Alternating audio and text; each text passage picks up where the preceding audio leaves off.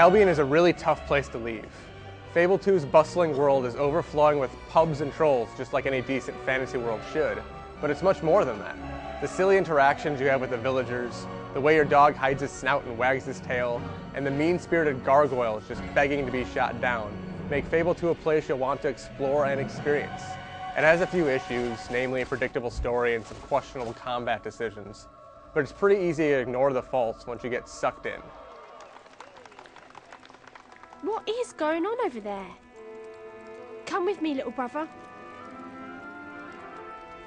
The story of Fable 2 is one of vengeance and setting things right. Some evil being is intent on molding the world in his image.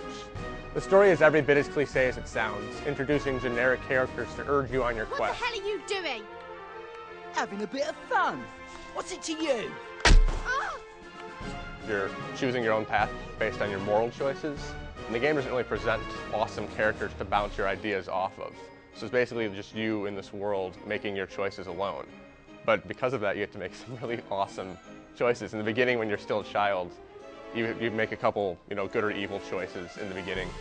And then when you grow up and you see what you did to Bowerstone, if you're evil, it's a rundown shanty town with prostitutes everywhere, and it's dilapidated and it's gross. And if you were good, it's a thriving metropolis. And that's kind of how the whole game goes, where if you're evil, you're going to see the results of that with a cruel, dark world. Whereas if you're good, you're going to see happier people, less bandits. You actually affect the game as you go along, which is pretty sweet. Now the cheating swindler, for always is he gone. That don't mean we like it. Most of the characters are forgettable, but there is one you'll connect with, your dog. The dog is the best part of Fable. Because there's not these other great human characters that exist in the world, he is your only real attachment, emotional link to the world. He barks and he wags his tail, and he'll run ahead of you and find treasure. And there are a few moments in the game where, he'll get injured and you'll forget to heal him, or you'll jump off a cliff and he won't want to, so he'll have to find a long way down. So you'll find yourself alone for a few minutes at a time. When you don't have his constant companionship is when you notice the most that you need that dog. It makes you feel like you're a part of Albion. The time is very late. You'll never forget. The combat in the game is simple, but it's pretty darn fun once you get the hang of it. You have 3 basic attacks: melee, ranged, and magic.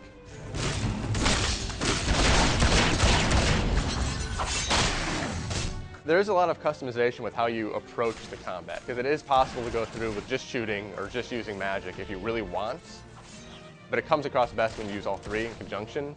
You can have a really fast shooting gun and a really slow swinging melee attack. So you can really customize exactly how you want to take out them and what you want to focus on.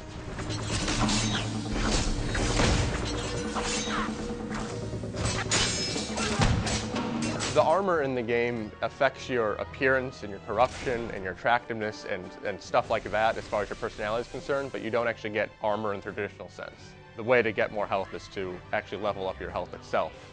As you go through the game, you collect experience orbs, which you use to buy more moves, different types of magic and more powerful magic of the same spells. And because of this, the combat changes constantly throughout the game. And then combining these all together make it really satisfying.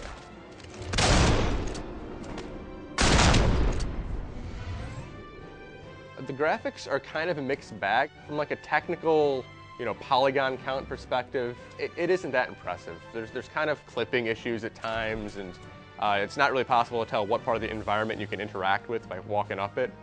But conversely, the art is really good. The rain and the sun comes across quite powerfully, and it makes experiencing everything in the game really awesome, like looking at every nook and cranny. And then you got the foggy swamps and the rundown buildings and the glorious castles. There's so much different artwork and so many different scenes that it makes it really awesome to look at.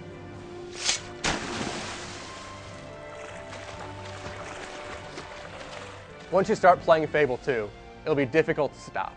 The world feels so complete, it's a blast just messing with people and seeing how they react.